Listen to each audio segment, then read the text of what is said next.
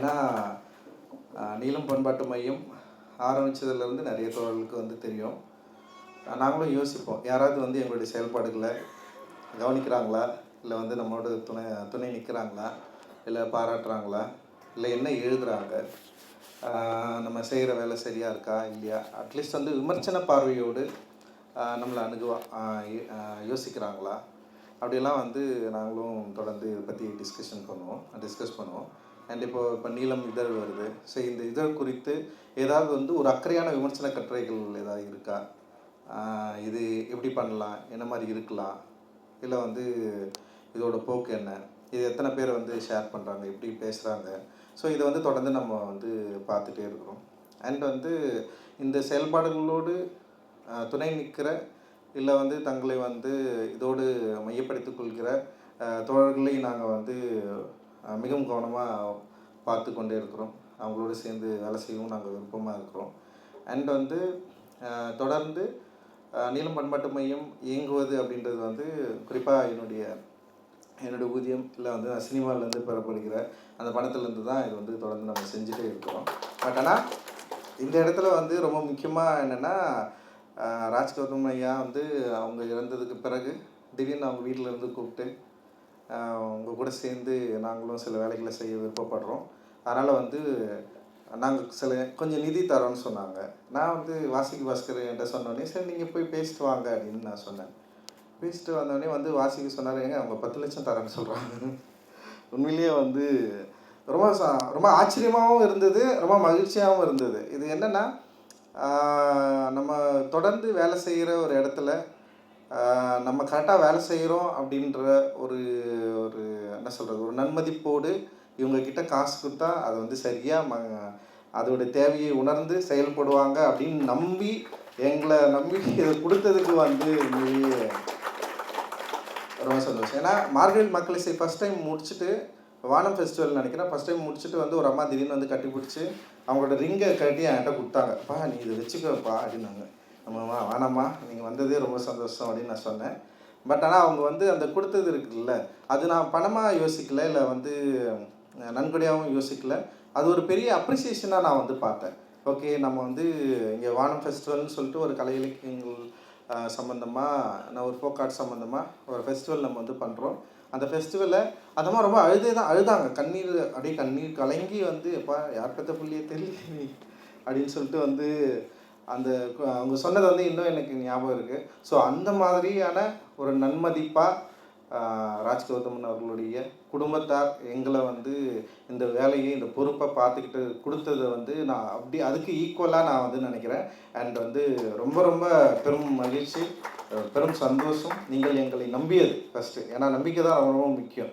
நம்ம என்ன வேலை செய்கிறோன்றது வந்து அப்ரிசியேஷன் நெக்ஸ்ட்டு தான். ஃபஸ்ட்டு வந்து நம்புறது வந்து ரொம்ப முக்கியமாக நான் நினைக்கிறேன். ஏன்னா வந்து எல்லா என்ன சொல்கிறது கருத்துக்கும் பின்னாடி வந்து ஒரு அரசியல் தன்மை இருக்குது அப்படின்னு சொல்லிட்டு நம்ம எல்லாருமே ரொம்ப தீவிரமாக நம்புகிறோம். அண்ட் வந்து நீலம் பண்பாட்டு மையத்துக்கும் பின்னாடியும் ஒரு அரசியல் தன்மை இருக்குது. அது வந்து முழுக்க தலித் மனப்பான்மையோடு செயல்படுகிற ஒரு அமைப்பு அது. அதனால் வந்து இது ஒரு சிலருக்கு வந்து ரொம்ப எதிர்மறையான எண்ணங்களும் இருக்கும், சிலருக்கு நேர்மையான எண்ணங்களும். குறிப்பாக சில தலித் ஆளுமைகள் நம்ம கூட சேர்ந்து வேலை செய்வாங்க, சில பேருக்கு வந்து பெரிய விமர்சனங்களும் இருக்கும். அப்படியான சூழலில் வந்து நம்ம வந்து கலை இலக்கிய சூழலில் இதை நம்ம செஞ்சே ஆகணும் அப்படின்ற ஒரு விருப்பத்தோடு என்னோடு சேர்ந்து சில தோழர்கள் தொடர்ந்து நாங்கள் இந்த வேலையை செஞ்சிட்ருக்கோம்.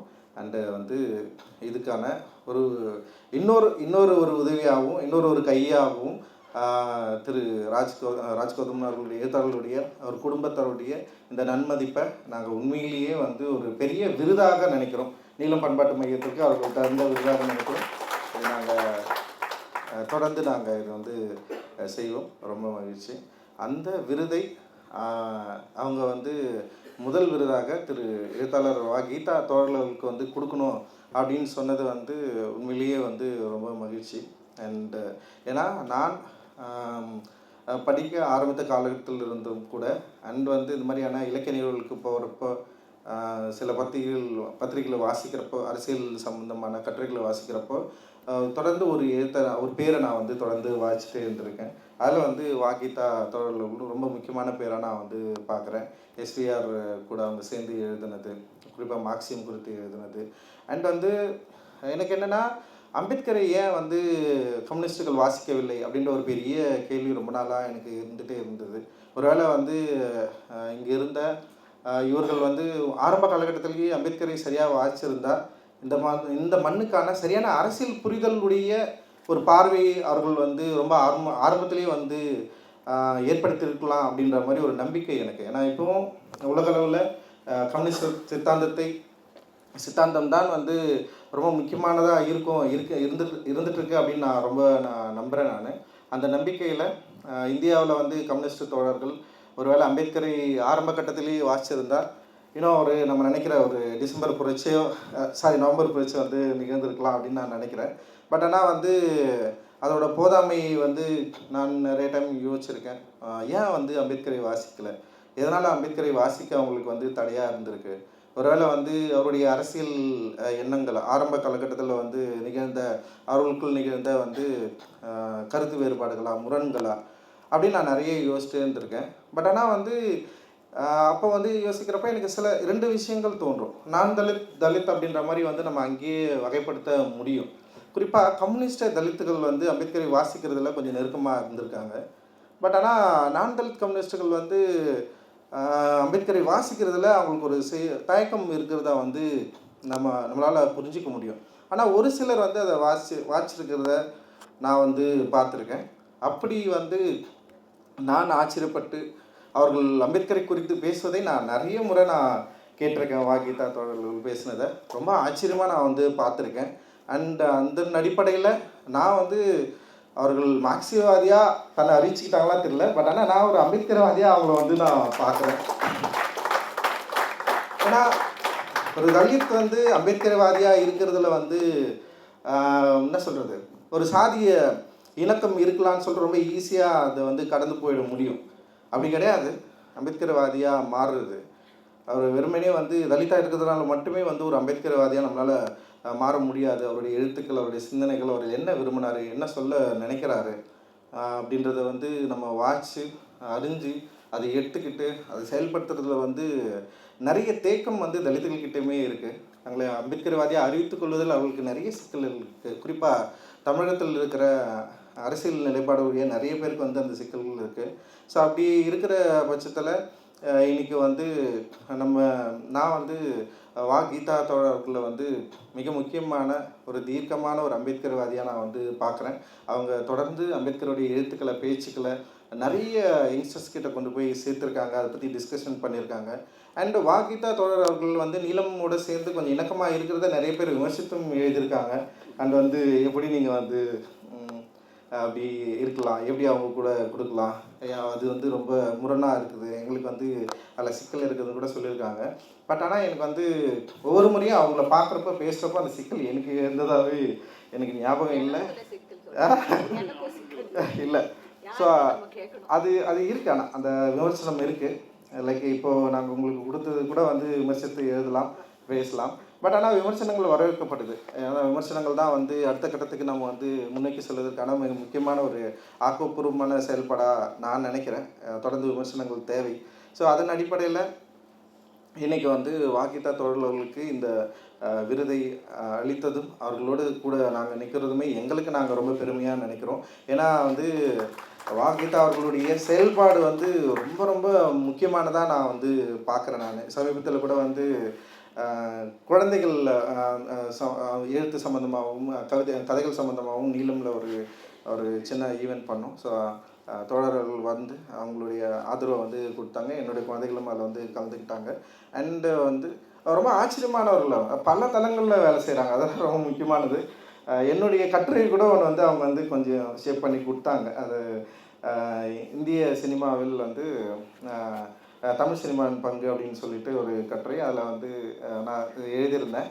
சரி, தோழருக்கு வந்து அதை அனுப்பிச்சு இது எனக்கு கொஞ்சம் ஷேப் பண்ணி கொடுங்கன்னு நான் கேட்டேன். அப்புறம் அது ஒரு புத்தகத்தில் அது வந்திருக்கு. அது அண்ட் வந்து ஸோ இந்த மாதிரி அவங்களோட இப்போ அவங்ககிட்ட வந்து ஒரு திறந்த வெளிப்படையான ஒரு டிஸ்கஷன் வச்சுக்கணும்னு எனக்கும் விருப்பம். நானும் வந்து எப்படியாவது அவங்ககிட்ட போய் பேசணும் அப்படின்னு நான் ரொம்ப நாளாக நினச்சிட்டே இருக்கேன். ஆனால் என்னுடைய வேலை நிமித்தமாக என்னால் வந்து இந்த சினிமாவில் விட்டு என்னால் வெளியே வர முடியாமல் அப்படியே அங்கேயே இருக்கிறேன். ஸோ அந்த வேலைக்கு நடுவில் அவங்கக்கிட்ட எப்படியாவது பேசி ஆகணும்னு நான் நினைக்கிறேன். நான் அரசியல் நிலைப்பாடு சம்மந்தமாக அவங்களுக்கு என் மேலே சில விமர்சனங்கள் இருக்குதுன்னு அவங்களுமே சொல்லியிருக்கிறாங்க. ஒரு சில இடங்களில் பேசுகிறப்போ சொல்லியிருக்காங்க. ஸோ அது என்னன்னு சொல்லிட்டு கேட்டு தெரிஞ்சுக்கணும் அப்படின்னு சொல்லிட்டு எனக்கு ஒரு பெரிய ஆர்வம் இருக்குது. அது என்னுடைய நிலைப்பாடு குறித்து அவங்க என்ன நினச்சிட்ருக்காங்க அப்படின்றதெல்லாம் எனக்கு பெரிய ஒரு ஆர்வம் இருக்குது. ஸோ அது குறித்து உரையாடுவதற்கும் நான் வந்து நான் தயாராக தான் இருக்கிறேன். ஆனால் எப்போ போவேன்னு தெரியல. நான் நிச்சயம் வரேன் தோழர். அண்டு திடீர்னு ஒரு புக் ஸ்டோரில் திறந்தால் குழந்தைங்க சம்மந்தமான புத்தகங்கள்லாம் வடிவமைக்கிறதுல அவங்க பேர் இருக்கும். பயங்கர ஆச்சரியமானவங்க தான் அவங்க உண்மையிலேயே. எல்லா மீட்டிங்லேயும் அவங்கள பார்க்க முடியும். இது மாதிரி அறிவு சம்மந்தமாக இல்லை சமூகம் சம்மந்தமாக அரசியல் சம்மந்தமான மீட்டிங்கில் அவங்க வந்து ஒரு முதல் தர ஆளாக வந்து நிற்கிறாங்க. அண்ட் இத்தனை ஆண்டு காலம் தொடர்ந்து செயல்பட்டு கொண்டே இருக்கிறார்கள். அதே நேரத்தில் ஆதன் சொன்ன மாதிரி வந்து தன்னுடைய துறப்பு இருக்குல்ல, இருப்பு துறப்பு வந்து ரொம்ப ரொம்ப முக்கியமானது. அது வந்து ரொம்ப ஈஸியாக அதை வந்து திறந்துட முடியாது. இப்போ வந்து நான் வந்து ஒரு ஒரு இடத்துல இருந்து பேசுகிறப்போ வந்து என்னுடைய விருப்பம் கூட வந்து ஏதோ ஒரு வகையில் வந்து சாதியாக இங்கே வந்து பார்க்கப்படுது, பேசப்படுது, அதை பற்றி டிஸ்கஷன் பண்ணப்படுது. அதே அதே ஒரு இடத்துல இருந்து அவங்க வரப்போ நிச்சயமாக இதை விட அதிகமான ஒரு சூழல் அவங்களுக்கு வந்து இருந்திருக்கலாம். அதை மீறி தன்னுடைய இருப்பை தொடர்ந்து டிஸ்கஸ் பண்ணிகிட்டே இருக்காங்க, பேசிகிட்டே இருக்காங்க, எழுதிட்டே இருக்காங்க. அந்த எழுத்துக்களும் பேச்சுக்களும் எல்லாமே அவங்களுடைய செயல்பாடுகளும் தொடர்ந்து நிகழணும் அப்படின்றது தான் வந்து நீலம் பண்பாட்டு மையத்துடைய நோக்கமும் என்னுடைய நோக்கமும். ரொம்ப மகிழ்ச்சி தோழர். இந்த விருது உங்களுக்கு கிடைச்சதில் கொடுத்ததில் நாங்கள் பெருமைப்படுகிறோம். தொடர்ந்து ராஜ் கௌதம் அவர்கள் எண்ணப்படி விருப்பப்படி இந்த விருது நிகழ்வு வந்து ஒவ்வொரு ஆண்டும் நிகழணும் அப்படின்றது தான் எங்களுடைய விருப்பம். நீங்களும் எங்களோடு இருங்கள். உங்களுடைய விமர்சனங்களும் உங்களுடைய பாராட்டுகளும் எங்களுக்கு அவசியம் தேவை. ஜெய்பீம். நன்றி.